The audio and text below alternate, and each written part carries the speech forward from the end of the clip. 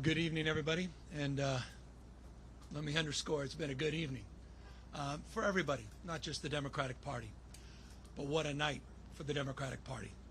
A party that is in its ascendancy, a party that's on its toes, no longer on its heels, from coast to coast, sea to shining sea. But it was not just a victory tonight for the Democratic Party, it was a victory for the United States of America, for the people of this country and the principles that our founding fathers lived and died for. And so we're proud. We're proud here in California to be part of this narrative this evening. We're proud of the work that the people of the state of California did tonight to send a powerful message to an historic president. Donald Trump is an historic president. He is the most historically unpopular president in modern history. In every critical category, Donald Trump is underwater. He promised to make us healthier. He promised to make us wealthier. We're sicker and poorer. And he fundamentally understands that. Why else would he call Greg Abbott saying he's entitled to 5 seats? Why else is he trying to rig the midterm elections before one single vote is even cast? He understands his position at this moment in the United States of America. One thing he never counted on, though, was the state of California. Instead of agonizing over the state of our nation, we organized in an unprecedented way in a 90-day sprint. People from all over the United States of America contributed their voices and their support for this initiative. We stood tall and we stood firm in response to Donald Trump's recklessness. And tonight, after poking the bear, this bear roared with an unprecedented turnout in a special election with an extraordinary result. None of us, however, are naive. This is a pattern. This is a practice. Donald Trump's efforts to rig the midterm election continue to this day. And I'll reinforce that in just a moment. You're seeing him take action all across this country, not just in Texas. You saw what they were successful able to do in Missouri, what they did in North Carolina, what they're trying to do in Indiana, and inevitably in Florida. They are not screwing around. In June of this year, we saw 4,000 National Guard federalized in the state of California. We saw 700 active duty Marines not sent overseas, but sent to the second largest city in the United States of America to militarize our streets. We said in June this was a preview of things to come. What more evidence do you need than what happened in Washington, D.C., what's happening up in Portland, cities like Chicago?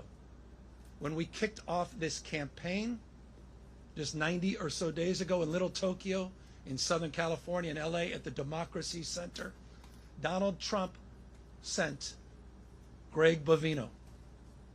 He sent his private police force that increasingly appears to have taken an oath of office to Donald Trump, not to the Constitution of the United States. He sent them to our kickoff rally to chill free expression, to chill free speech, to intimidate people from participating. Just today, in Los Angeles, Donald Trump called up the Border Patrol, sent them to Dodger Stadium, and threw a fastball at free speech, right at the head, free expression, to suppress the vote in America's second largest city. Just did that today. People in tactical gears sent out to intimidate a community that is already on edge. But you see, as we speak, people are still in line. People waiting up 3 hours to cast their vote, to send a message to Donald Trump. No crowns, no thrones, no kings. That's what this victory represents. It's a victory for the people of the state of California and the United States of America.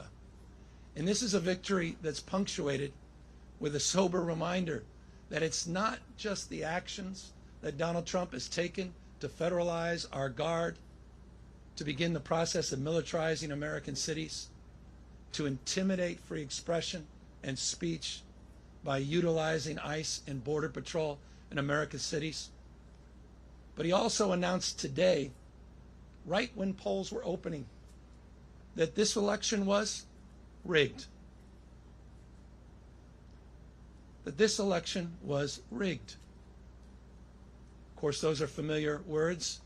It's exactly what Donald Trump said after January 6th, that day of love, where he tried to light democracy on fire. He tried to wreck this country, and he called in to the Secretary of State in Georgia, calling up for 11, 12,000 votes, just like he called Greg Abbott, saying he's entitled to those 5 seats. He said this election was rigged, and he's moving to look for criminal prosecution and investigations at the Department of Justice. He is not screwing around. So tonight, I'm proud, but I'm very mindful and sober of the moment we are living in.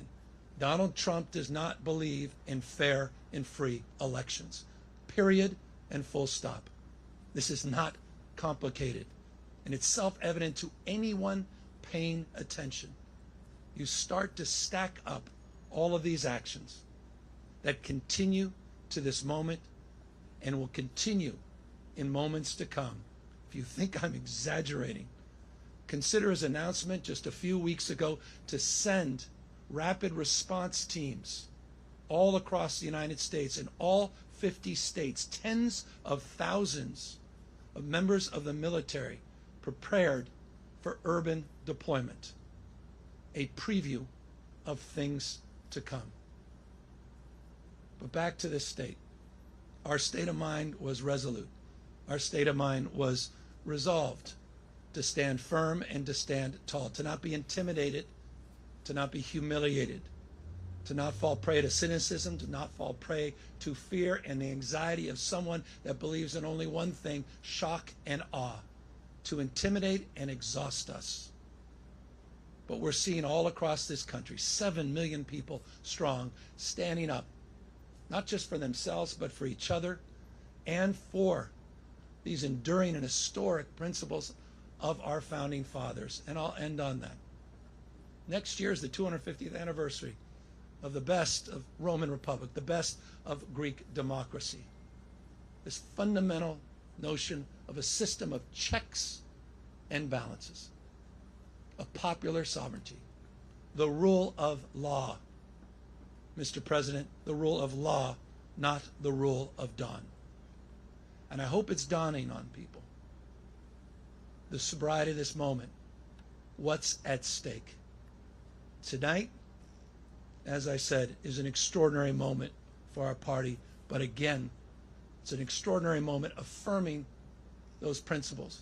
Our founding fathers did not live and die to see the kind of vandalism to this republic and our democracy that Donald Trump is trying to perpetuate. And so my call tonight, in the spirit of Whitman, we talked about the powerful play goes on. We all must contribute a verse. And so we need the state of Virginia. We need the state of Maryland. We need our friends in New York and Illinois and Colorado. We need to see other states with the remarkable leaders that have been doing remarkable things meet this moment head on as well, to recognize what we're up against in 2026. And let me make this crystal clear.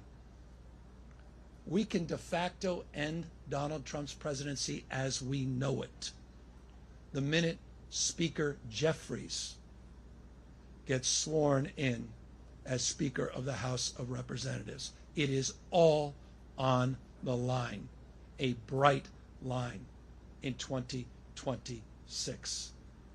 And so I want to thank everybody that stood up, not just for our democracy, but stood up for those that have feel bullied and intimidated, stood up for this notion of co-equal branches of government and a system of checks and balances.